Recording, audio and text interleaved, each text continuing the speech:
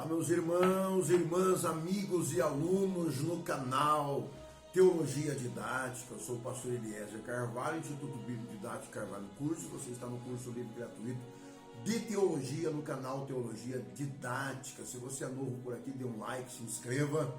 Chame o máximo possível de amigos seus para também se inscreverem no canal, porque estando inscritos no canal, estarão inscritos também automaticamente no curso livre gratuito de Teologia aqui no canal Teologia Didática, tá bem?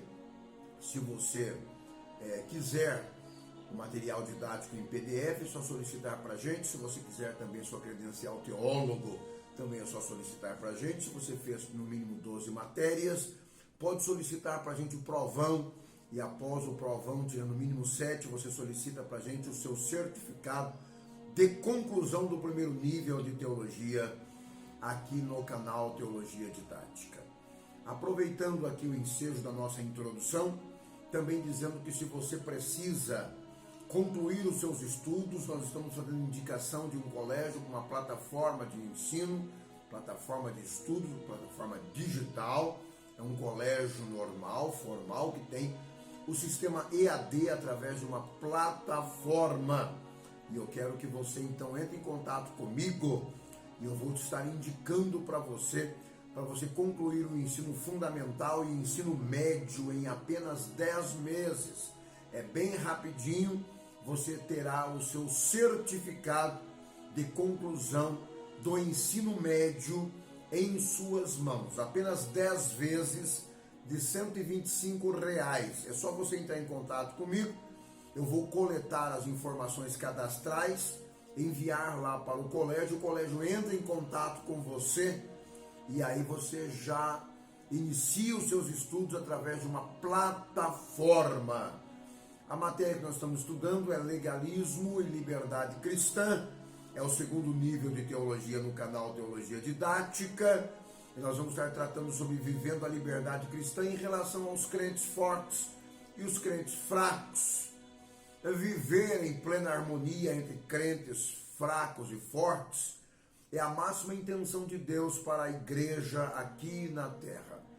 Viver em paz com os nossos irmãos fortes e fracos agrada a Deus, de forma que devemos dar prioridade a esse relacionamento fraternal. Os conflitos podem tornar-nos insensíveis e impedir o nosso relacionamento com Deus.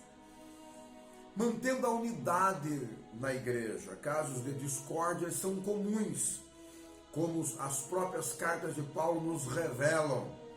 Ele avisou aos Gálatas que um espírito crítico é perigoso.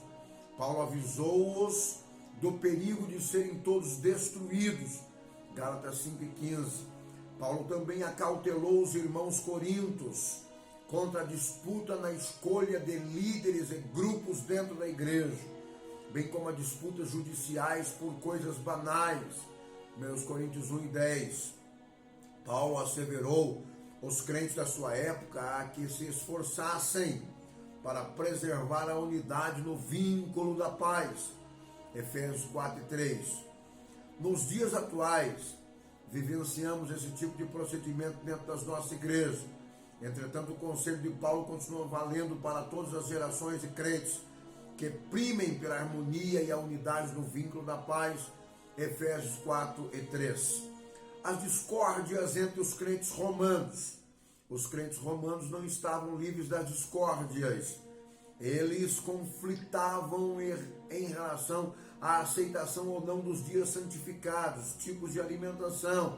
Podem os crentes comer de tudo, incluindo os tipos de carne, ou devem restringir apenas aos vegetais? Os dias de adoração, os dias santificados, todos os dias são santos ou existem alguns dias específicos? Tipos de vestes, tipos de adornos, situações que hoje em dia estão superadas, porém, naquele tempo era motivo de discórdia entre os irmãos.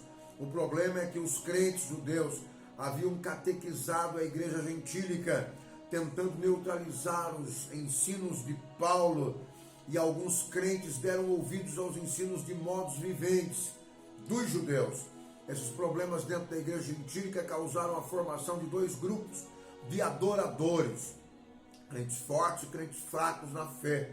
A admoestação de Paulo para a igreja, que iria conviver com os dois tipos de grupos de crentes, era que aceitassem uns aos outros como eles eram, Romanos 14, 1 a 12, edificassem uns aos outros, Romanos 14, 13, e agradassem uns aos outros, Romanos 1 e 7.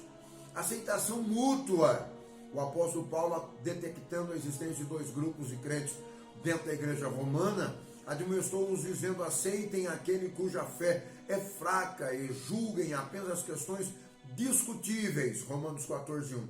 Questões discutíveis diz respeito àquele que julga-se certo ou errado, entretanto, que não tem a ver com a salvação eterna em Cristo Jesus. A salvação e a doutrina inserida nas Escrituras não são questões discutíveis. Paulo se refere a questões não essenciais. Essas questões discutíveis muitas vezes podem trazer discórdia dentro da igreja. Portanto, o conselho de Paulo foi que crentes romanos não criticassem uns aos outros. O Santo Agostinho disse: em coisas essenciais, unidade; em coisas não essenciais, liberdade; e em outras coisas, o amor. Aceitação. Paulo solicita que a igreja viesse a acolher a todos indiscriminadamente, ou seja, mesmo que esse fosse fraco na fé, acolhei-vos uns aos outros. Romanos 17 e 7, aliás 15 e 7.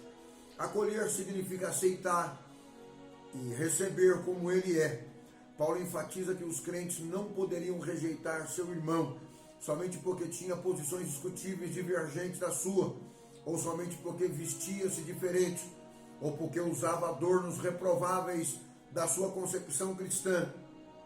Paulo aconselhou que a sua igreja, que os que são fortes devem tomar a iniciativa de aceitar os débeis na fé. Consequentemente, os fracos deveriam aceitar a convivência com os fortes. Quem são então os fracos? E quem são os fortes? Os crentes fracos eram aqueles que tinham uma consciência sensíveis. Provavelmente eram os crentes judeus, carregados de legalismos judaicos, estavam incertos sobre as obrigações da lei, obedeciam a dias santos e tipos de alimentos, estavam duvidosos se deveriam deixar suas convicções de lado e se agarrar à graça com a liberdade em Cristo. Os crentes fortes eram provavelmente os gentios, que gozavam da sua liberdade em Cristo, sem sentimento de culpa. É óbvio que não podemos atribuir a separação dos dois grupos somente pela sua etnia, pois havia crentes gentios e eram considerados fracos, e haviam judeus que eram considerados fortes. Entretanto, na sua maioria, eram judeus cristãos que se destacavam nas características de judeus fracos, pois estavam intimamente ligados às tradições, eram legalistas. Paulo era judeu, entretanto identificava-se com os gentios, pois havia recebido o evangelho da liberdade cristã, sem nenhuma restrição. Romanos 15 e 1. A fé define crentes fracos e fortes. A fé de um homem permite que ele coma de tudo, mas outro homem cuja fé é fraca come apenas vegetais. Romanos 14 e 2. Os fortes na fé são confiantes, sabendo que os tipos de alimentação não restringem sua comunhão com Deus. Paulo exclamou dizendo: eu sei e estou convencido no Senhor Jesus que nenhuma coisa de si mesma é impura. Como cristão vivendo a liberdade cristã, Paulo cria que as antigas leis alimentares já não se aplicavam mais, porém nem todos compartilhavam da mesma confiança de Paulo. Os crentes que tinham consciências sensíveis, que eram os fracos, permaneciam em dúvida. Paulo continuou ensinando, dizendo: se alguém vê algo como impuro, então para ele aquilo é impuro. Paulo não está dizendo aquilo que determina salvação ou perdição, mas de coisas discutíveis ou indiscutíveis. O que ele está trazendo aos romanos diz respeito às coisas discutíveis. E ele diz: recebam uns aos outros com amor. A edificação, ela deve ser mútua, fazer todo esforço para a produção dessa edificação mútua e acolhei na unidade todos sem restrição. Sou o pastor Eliezer Carvalho, Instituto Bíblico Didático Carvalho Curso. Você está no curso livre e gratuito de Teologia, aqui no canal Teologia Didática. Até a próxima oportunidade, se Deus nos permitir. Shalom Adonai.